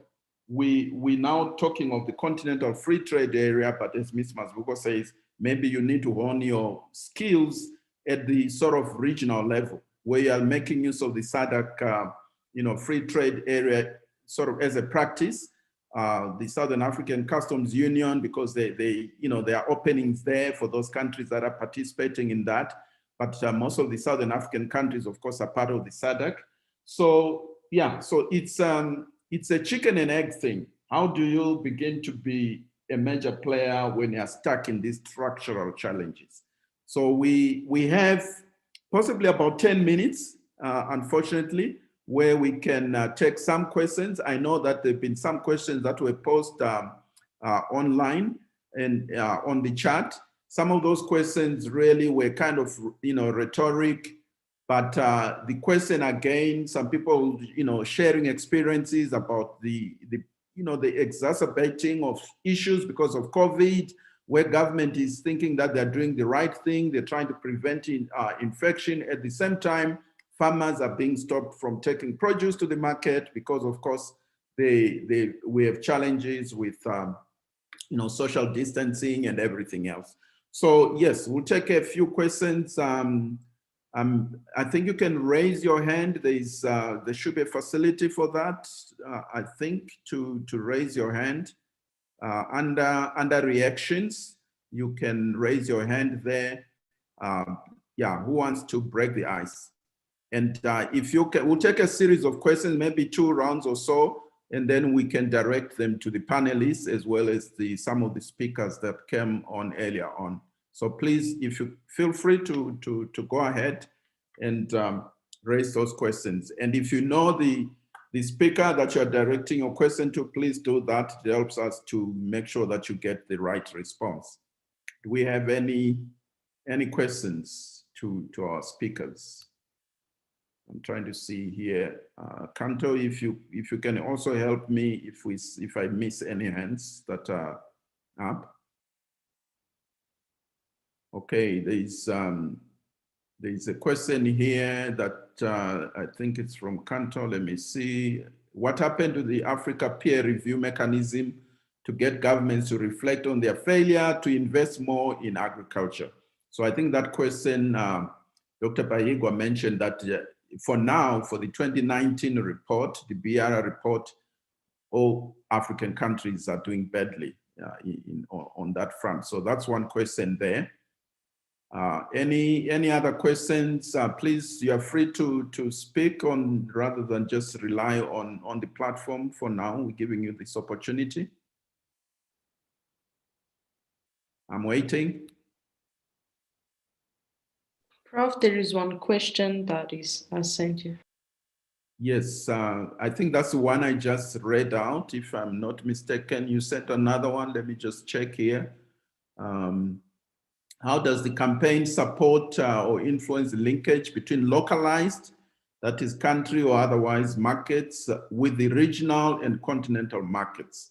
So yeah, so that question is fairly open, but probably to the partners that are leading this campaign, possibly Chimbala and other partners could respond to that later on. Let's just see if we can get a few more questions here. There is a comment here that says another dimension is the issue of capacity among smallholder farmers and small traders. We need to address that to empower them so that they are reliable and strong players. So the issues of capacity could come in there. Also, yes, to better analyze this so people can reach their full potential. Do the smallholder farmers need to be as well as traders? So it's not just farmers, but agripreneurs. In most cases, these tend to be one and the same people playing different roles. Okay, any other comments, questions? Please feel free to come through on the audio. Sorry, Yes. Prof. I see Frank Kayula and Patricia raising their hands. Okay, So, thank you. I somehow can't see that here. Please, Patricia, if you can go ahead. And then Kayula, you can follow on. Thank you, Prof. And thank you, Fanapan and Oxfam for this campaign. It's actually needed. From the people who presented the challenges that the smallholders are facing, especially women, I would like to understand what efforts are being done to build the capacity of our farmers and smallholders, especially in terms of meeting the food safety standards and quality standards. From the work that I've been involved in, the issue is the markets are out there, but smallholder farmers, they are not ready. They are not, we are calling it's about market readiness. And you can only be market ready if your products they meet the food safety standards. They are of the quality that is required by the markets. So what efforts are being made to build that capacity and to make sure that they are able to produce products that meet the standards. And we can see that like on the international trade for export, there is the issue about harmonizing standards, and this brings in governments. I'm not so sure, I see that we had somebody presenting from the Department of Agriculture here in South Africa. We need the governments to be involved because standards have to be harmonized. And then there's a lot of potential in the groundnut sector, but the challenge is it cannot be marketed anywhere, those groundnuts, because of aflatoxin. So there is need for government to build the capacity of governments to be able to manage aflatoxin in groundnuts. So there are all those issues around food safety that hinder and a great barrier to market access for the smallholders. Thank you, but this is a great opportunity to make sure that our smallholders access the markets, but look at the barriers, not from an external perspective, but internally building the producers to be able to withstand those pressures from outside. Thank you. Thank you, Patricia. So the issues of, I think Dr. Baigwa mentioned the SPS issues, that's where this falls in. So even before you start thinking about exporting regionally, even within your country, there are demands for quality and safe food. Let me give an opportunity to our presenters to respond to some of these questions. Starting off with the last one, capacities. What efforts are we making to build the farmers' capacity? Another question related to that was, how do we build economies of scale for smallholder farmers? So again, the issue of quantity, but the quality is always an overriding issue. It's not enough to say we're producing so much, but so much of what? What is it that you are producing with respect to what the market needs? Who wants to have a go at this one among the presenters? Who wants to start? Capacity issues. Chimbala, do you have a go at that, or anybody else? Or maybe Mr. Masbuko, you from Department of Agriculture side? I can come in, Prof. Yes. Okay. Prof, let me just respond to the issue pertaining to what is it that the governments are doing to capacitate the farmers with regard to matters related to SPS. Let me just indicate that I will go back to the challenge that I have identified because, for example, in South Africa, we have a strong political pressure that we need to ensure that the agreements that we are negotiating are actually delivering export market benefits to the small scale farmers. But our biggest challenge, we find that the small scale farmers are poorly organized, they are poorly represented. Actually, there is a lack of representation in our consultation forums. For example, if they can be organized, because in our consultation forum, we have experts responsible for trade, we have experts responsible for the SPS issues. That is where the whole notion of capacity building can actually take place. And that is where matters related to market access requirements can actually be shared with the small scale farmers. But what we find it to be a major barrier to fast track their participation in the export market is lack of coordination, organization, active participation, and representation in terms of their engagement with government. So that is what I would actually advise, because we have colleagues handling SPS issues. The colleagues are ready, but you always think about where do you start when you are looking for the small scale farmers, because the country is too big. So it would actually assist if they could be organized in different formations and then engage government as a strong force articulating their interests. Then it becomes easier for the government to know what their interests and needs are and then begin to respond appropriately. Thank you, Ms. Masbuko. Chimbala, do you want to add anything? Yes, Simba, I'll quickly just add on the aspect around capacity building and what we're doing as a civil society. So as Oxfam, we work with special groups, farmer organizations, We act as a convener for us to deliver and facilitate certain services. For example, market enterprise and business solutions for smallholder farmers, helping them to draft contracts and linking them to private sector for profitable and mutually profitable contracts.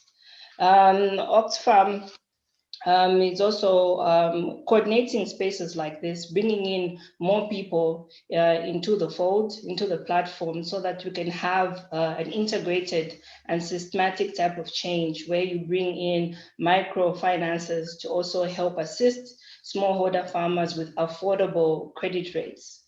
In the current environment. Then extension services, as we highlighted the challenges earlier on, in Zambia, we have a ratio of 1 extension officer servicing 1,300 farmers.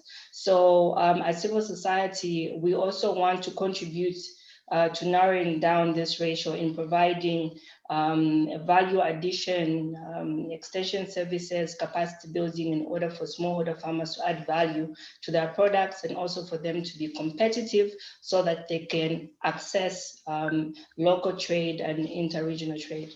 Thanks, Simba. Thank you. Let me give an opportunity to Frank and Brenda. I think and I got notification. Unfortunately, I can't see hands from here, so I'm getting assistance from Kanto. Frank, please, if you can, unless your question has been responded to, if you can go ahead and pose your question. Well, my question has been responded to, but I have another comment that I wanted to give from the report that was given from the commissioner. There is a very big gap. Again, it's the 10% cut recommendation on expenditure from the public sector. I think this gives us an idea on also what to add when it comes to advocacy, because investment in the agricultural sector is very low in Africa. And at the same time, we should not only end at looking at whether the countries are reaching their 10% contribution or 10% allocation of the national budget, but also how is that budget being used when the money is released? Sometimes the allocation may be very good, but when it comes to release by the ministries of finance, the release is actually less than 10% sometimes. And sometimes it's actually more than 10%. But how is that money being used? So budget tracking is one area that also needs to be looked at if we have to create an impact on this aspect. Thank you. Thank you very much, Frank. Couldn't agree with you more. Yeah, this is a continuously issue. Governments, they signed to this, they recommitted to this in 2014, but the results on the ground show otherwise. Brenda, please, if you can go ahead.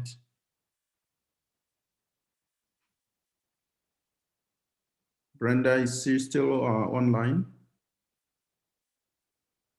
Labane? Okay, maybe not. Do we have any more hands? I'll take maybe the last round because we kind of ran out of time. Kanto, is there anybody else? No, there's okay. No. Yeah, I think some of the comments are just sort of build on to what has already been mentioned. How can farmers build economies of scale, basically in terms of supply? But I think just a point to note here is that the whole issue of market is not charity, it's business. So people are not going to bend over backwards just to accommodate smallholder farmers if they are not delivering what they need to make money. So the private sector is out there to make money, so are all the players.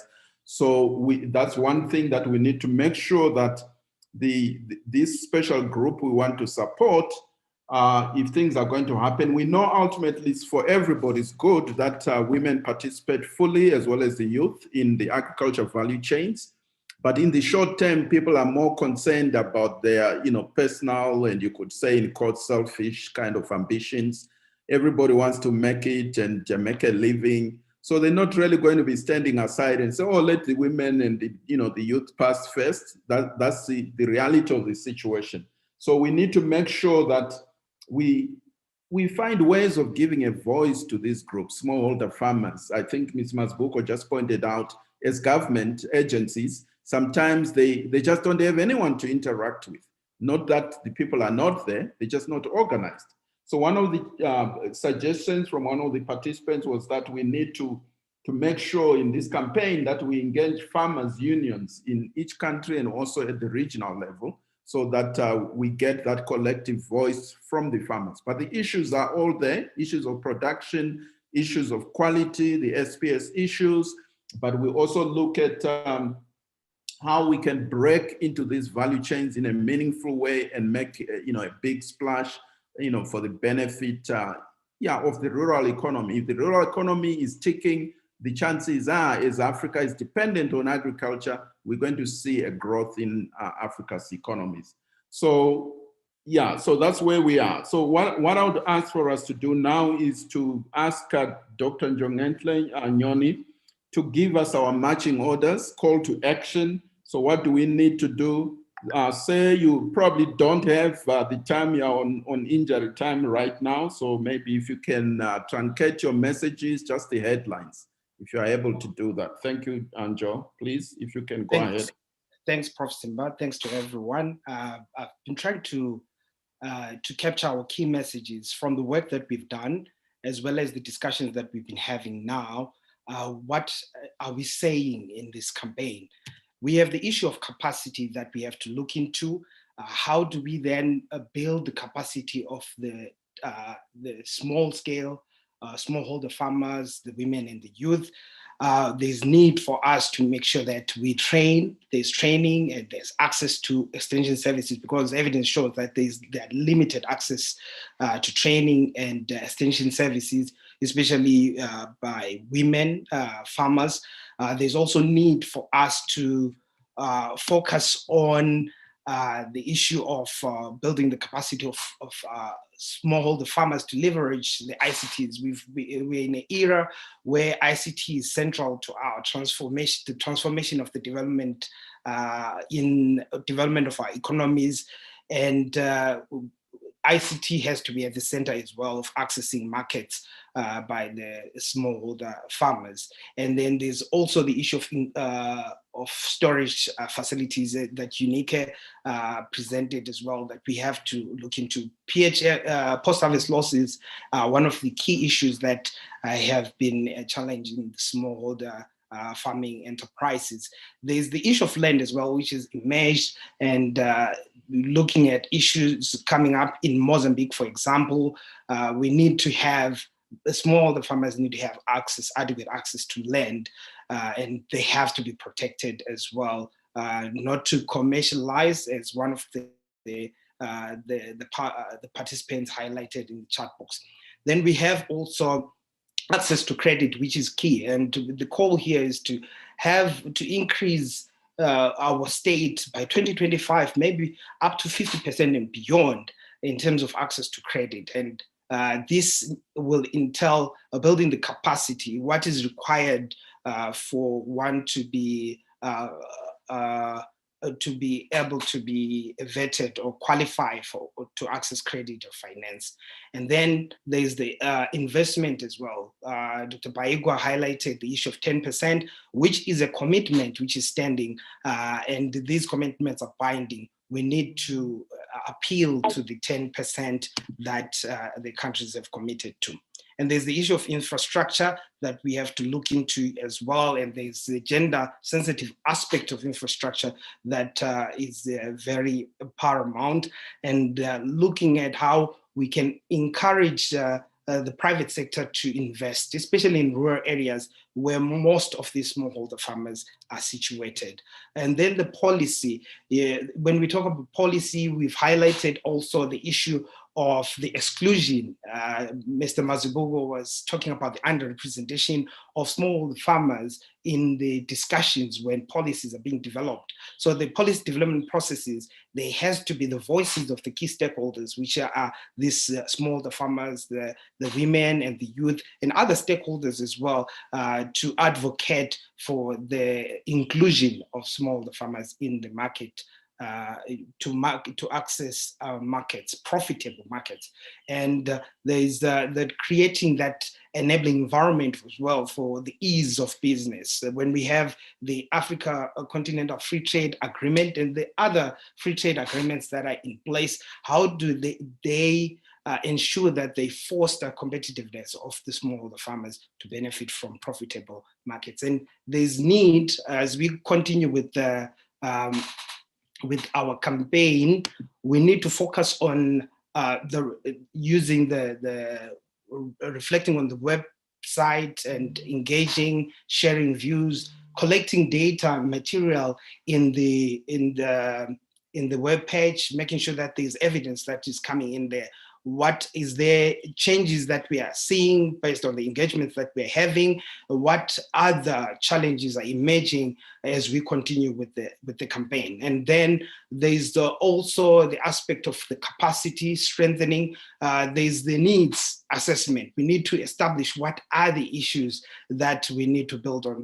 We've discussed here the SPS measures and standards for farmers to be actually competitive, and this we need to look into, and this will then inform also, we have evidence, things that have been highlighted, being clearly cutting out that those issues, say this is particularly what the smallholder farmers in the region are requiring, specifically in the respective countries, will require for us to build their capacity. But also the issue of capacity extends beyond the smallholder farmers. We have to look into what policymakers, decision makers, government officials, the private sector, civil society, what are those capacity needs that we need to address? And then we have the dialogues and engagement. I think this continuous engagement, talking about these issues, become very important. How do we ensure that the investments are channeled towards where they're supposed to be channeled, so that we have this development of the agriculture sector, which is key in our development agenda as a continent. Prof. Simba, thanks for the time.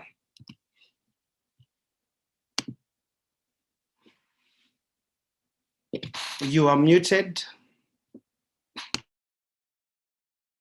My apologies, I was muted. Thank you, Joe.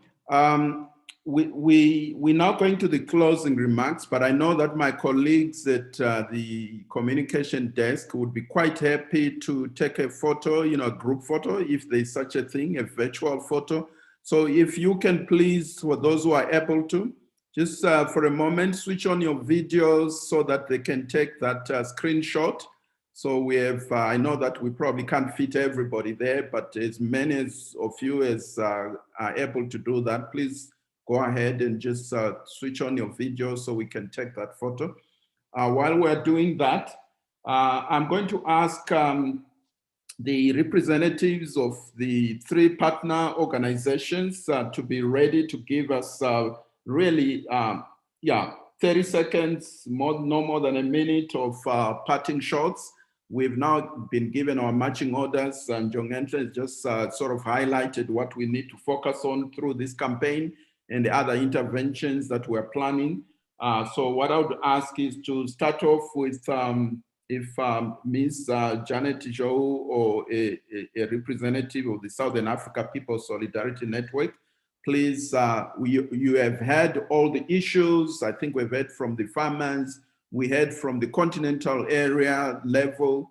Dr. Bahigwa gave us a very clear position as to what Africa is expecting of us, and everybody else's contribution. Really just focusing on this and showing the deficits that we are starting off from and the tall order that we need to meet in all this. So Ms. Jo, you have 30 seconds, really a parting shot. What is the take home point for the group here?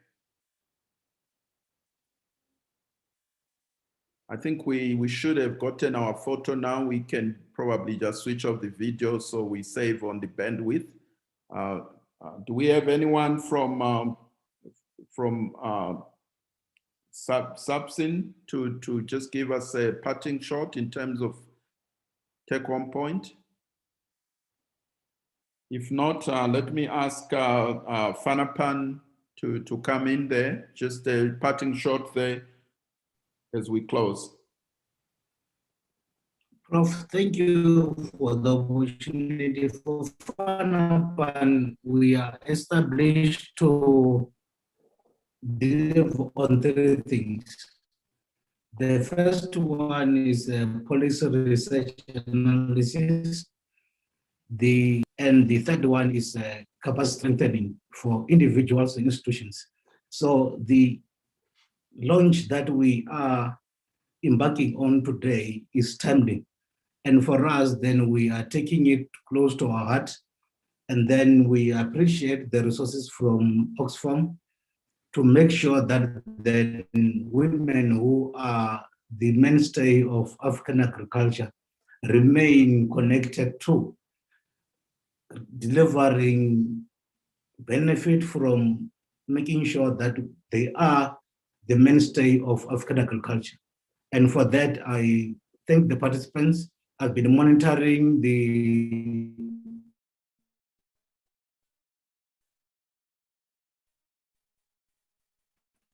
logins. So we have reached the peak of 120 participants. So then we are more on the, then for us then to share the evidence that we've generated from the 4-country study. For that, thank you so much. Over. Thank you, Dr. Chilidzi. Let's hear from Oxfam, who are leading this this campaign. Any parting shots, Oxfam? I'm not sure if the regional director is still on. If not, maybe Chimbala, you can probably step in a place, or somebody else.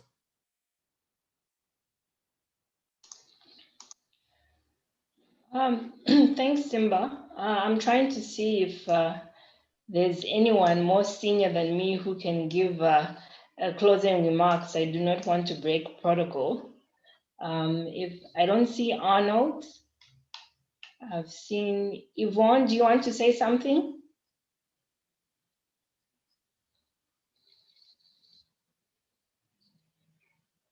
Kimbala, I think Dylas is on the call. She's still here? She should be. No, she's not anymore. She's not anymore. No. Okay. All right. So from Oxfam, maybe let me start by introducing myself very quickly.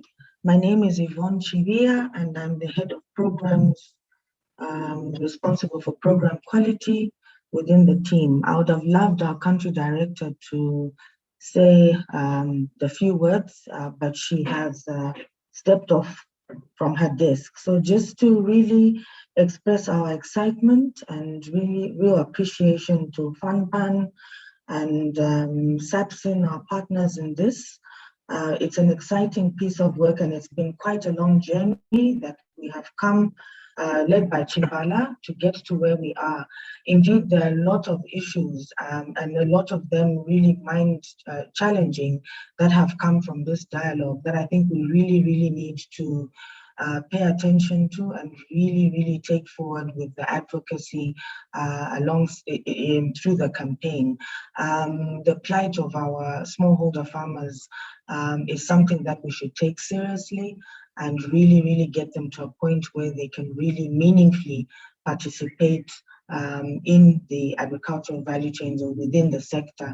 So we look forward to the collaboration, we look forward to the continued partnership, and just to thank you all for taking time to be part of this and the 2 hours of this morning. So over to you, Prof. Thank you so much on behalf of Oxfam. Thank you very much, Yvonne. Thank you to everyone. And I would also like to thank all the speakers this morning for your time. And I know that it takes a lot of energy to prepare these presentations. And thank you for your patience to the participants. And I know that we've gone 10 minutes over time, and we apologize for that.